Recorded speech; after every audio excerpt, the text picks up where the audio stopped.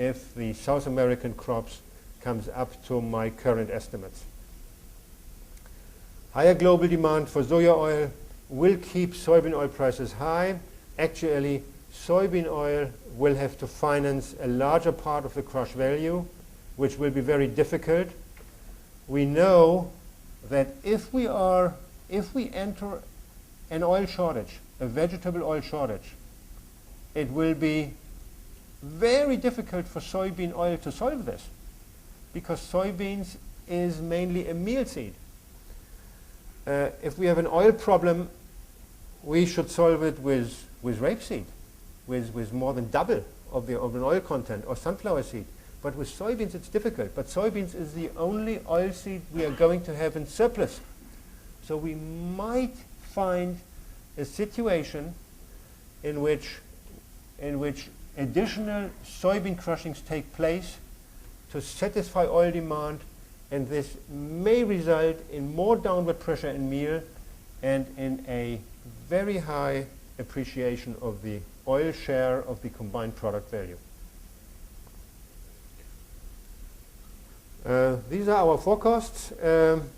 We expect a moderate increase in consumption, only 5 million ton growth in consumption of oil, 17 oils and fats for 2009-2010.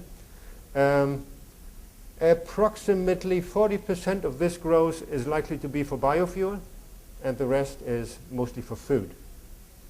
Biofuels have been the drivers over the past couple of years and contributed to the significant growth, annual growth rates in 2004, 2005, 2006. Look at this phenomenal growth from 70 million tons to 167 million tons in 2009, 2010. Tremendous growth.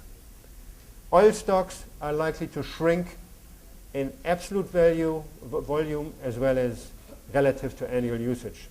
We think it's going to be 10% with our calculation, which is historically tight and does not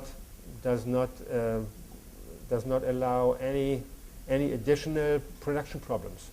So we are on a relatively tight rope, tight situation, and it's very difficult to forecast prices at this stage, because we could easily fall into a real deficit if something happens weather-wise. Oil prices, which has moved sideways recently, trended lower over the past 3 weeks, could increase significantly. Of course, this depends what mineral oil prices are doing and other factors, but it is, the quietness in the vegetable oil market, we think, will be only of a short duration. To finish up, a very brief look at the biofuels, drivers in the vegetable oil market. Biodiesel production last year was 11.5 million tons. We are using vegetable oil directly as diesel replacement in the European Union, and we also use this year approximately 0.8 million tons in 2009 of vegetable oils for electricity generation. In total, for 2008, 8% or 12 or almost 13 million tons of oils and fats are used for energy. This is still relatively low at 8%, but it was enough, and it is enough, to bring the vegetable oil market into trouble. Now, I have always been very skeptical on building biodiesel on the market on the basis of vegetable oils. And some of you who know me know that this is one of my favorite graphs. This is the total market, and this is the last slide, John. 163 million tons is the total market, total consumption in the current season. This is only 3.6% of the total world production of crude mineral oil. And even if we use 8% or 10% of this 163 million tons, this 13, 14, 15 million tons could create a real shortage in the food sector, particularly if the inbuilt stabilizers are not in place. What do I mean? And this is, I think, very important. If we continue to promote biofuels, we should do it only if there is a surplus. But use inbuilt stabilizers that if prices appreciate to a certain level, reduce the mandates so that the demand rationing is not going to be enforced on the food industry, which was the case in 2008 when prices skyrocketed and the mandates were not flexible. And all the rationing, or most of the rationing, had to be done in the food sector. Okay, with this, thank you for your attention.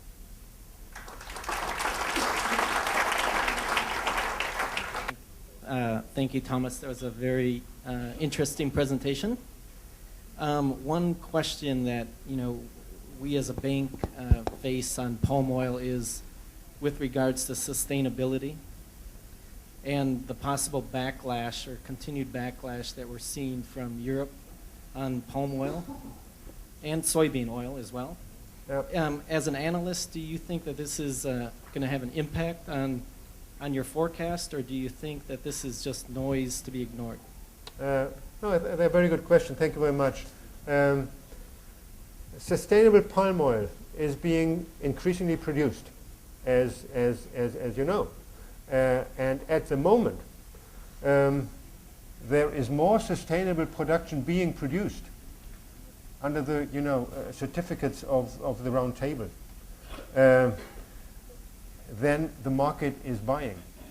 Premiums for sustainable palm oil has fallen tremendously to $25 or $22 even. From last October, the premiums for sustainable palm oil were 60, if I remember correctly. And I'm talking about buying licenses, I think it's a good approach, producing sustainable palm oil according to certain regulations. And I think this should be promoted, that a growing portion, not only in Malaysia and Indonesia, but also Thailand, Papua New Guinea, and elsewhere, are accepting these standards to produce palm oil in a sustainable way.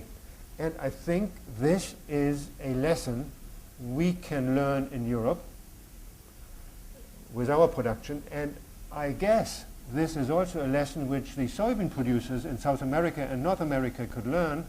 Well, probably I'm not qualified to talk about this. Probably there's should be the producers themselves. But I think there are several arguments in favor of also producing sustainable soybeans. And it's not the case that in South America any expansion has to be involved in or has to involve cutting of forests.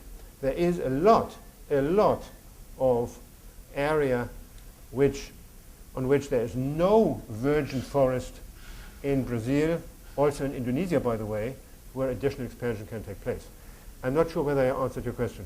Did I? Yeah, I think that just in analyzing the market, though,